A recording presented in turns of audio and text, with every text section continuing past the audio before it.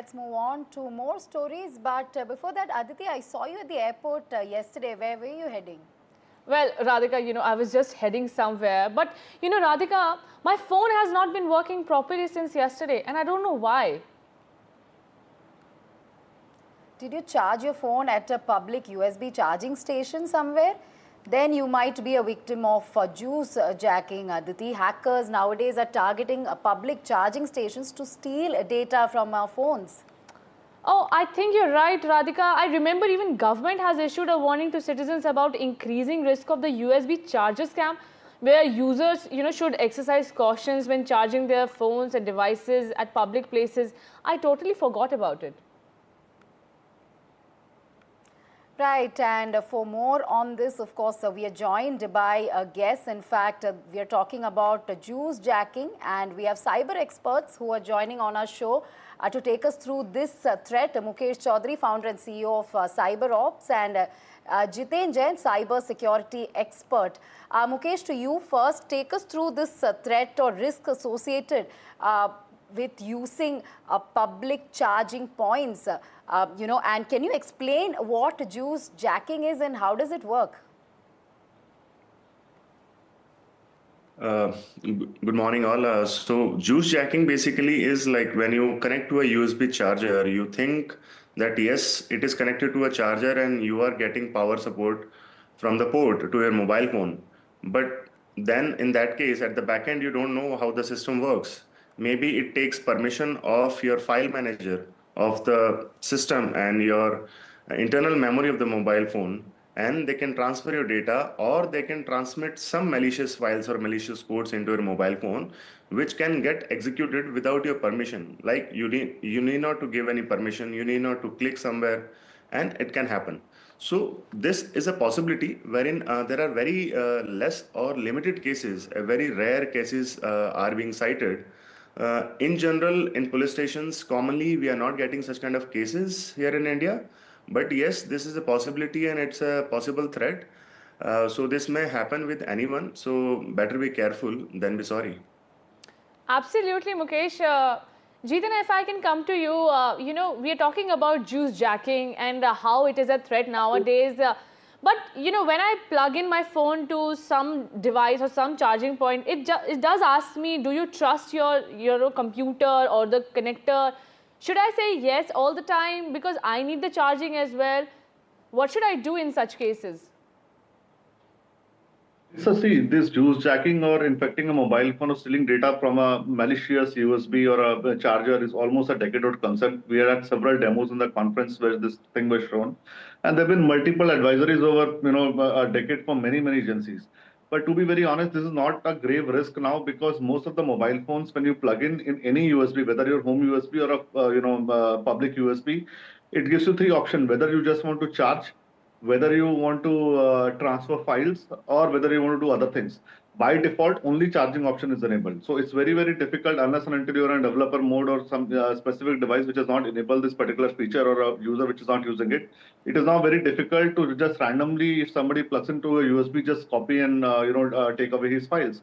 Earlier, what used to happen, the moment you used to plug in, because instead of a normal charging cable, it will be a data cable, and you would be able to take out the data, photos, and videos of a person.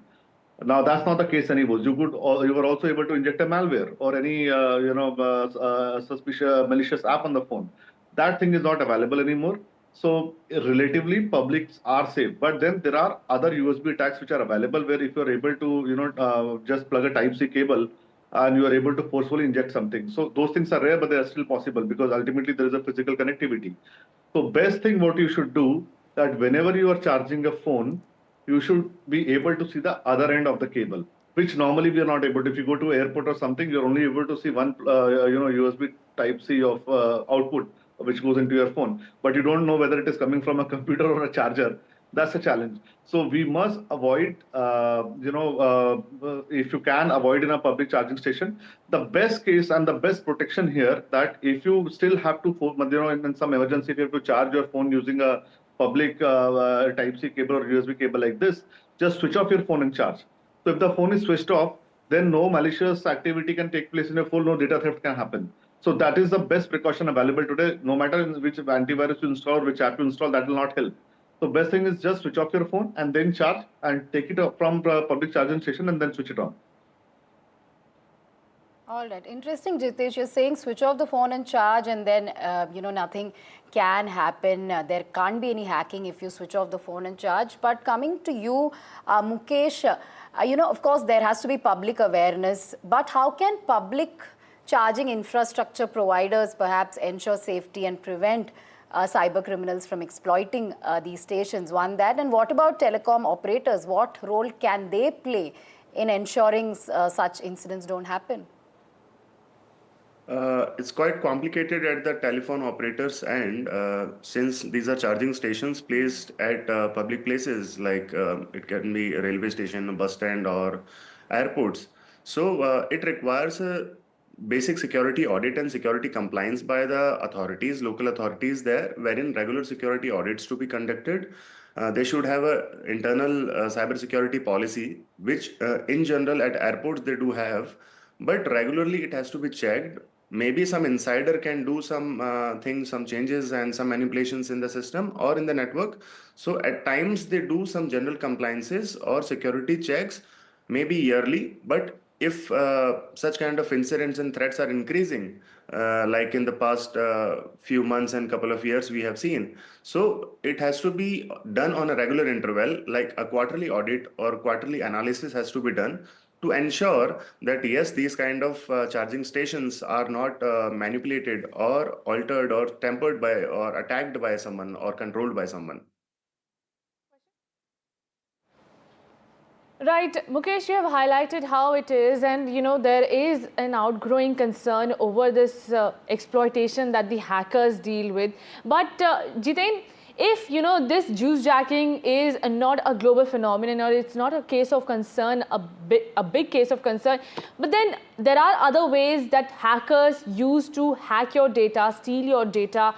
How can we on our part ensure that our data is safe in our mobile phones? We plug in everywhere, wherever we need it. And I'm sure on a run, I cannot switch off my phone always because I'm expecting calls or anything else. Then what else can I do?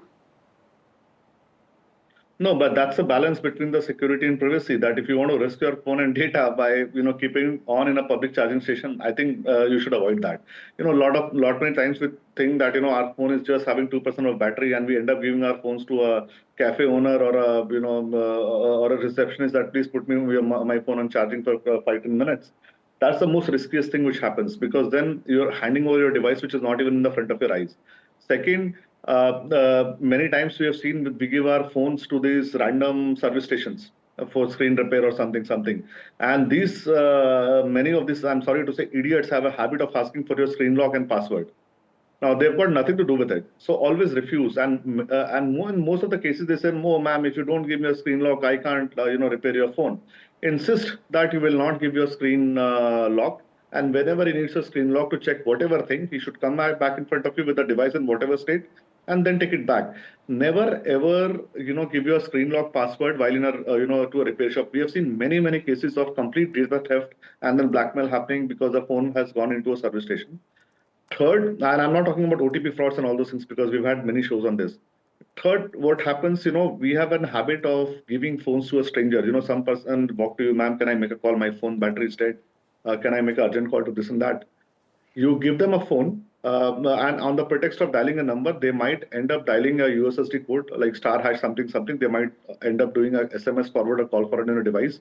And the moment that is done, your WhatsApp will be stolen. Your other OTPs of Instagram and something else will be stolen, because whatever OTP will come, they'll go to some other phone. So do not hand over your device to anyone. If you really want to help, ask them the number, dial it in front of you, put the phone on speaker and ask them to speak. Even if it is a friend. I mean, or otherwise dial the number, again put the key lock on, and then give it to them. Do not give your phone in an unlocked state to anyone, even if it is a trusted friend or anyone. Okay, so point taken. Carry private, power banks. Keep your lock ID and screen time with you. Don't give your passwords or anything else, and do not plug in at unsafe, untrusted USB points. Thank you so much, Mukesh and Jiten Jain, for joining us over this crucial debate point.